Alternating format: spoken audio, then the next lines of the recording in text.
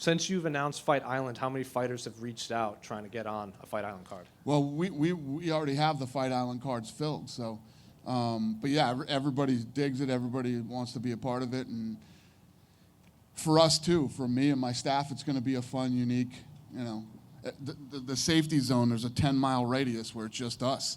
Nobody else in hotels, the restaurants, or any of that stuff, it's just us. So it's gonna be fun. All the fighters have their own private training facilities, and it's gonna be back. It's gonna be a different experience. You know, even veterans who've been in this sport for a long time and done a lot of cool, this is gonna be completely different than anything they've ever done. Obviously, President Trump is talking about having rallies again, stuff like that, which begs up the question, when can you get fans back into the building? What do you need to see before you start thinking about going into arenas? I think it's going to depend on, you know, this whole thing is state by state or country by country. You know, I know that there's a couple of states right now looking to open up to fans, and we're talking to them. Would you consider doing a thing where you have fans socially distanced, or would you rather just, if you're going to do it, wait until you can do it fully? Yeah, I won't do that.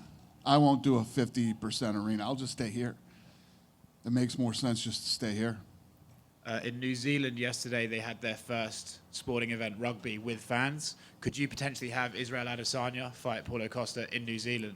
Was it a full arena? Yeah.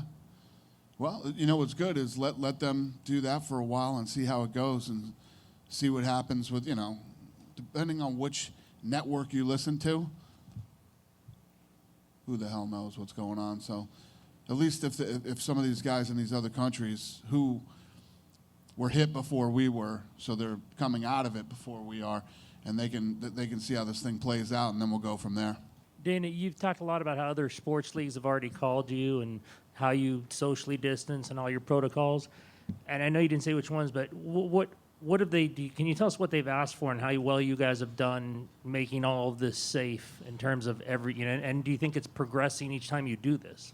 Well, we gave them the 30-page document that we gave to Florida and Nevada.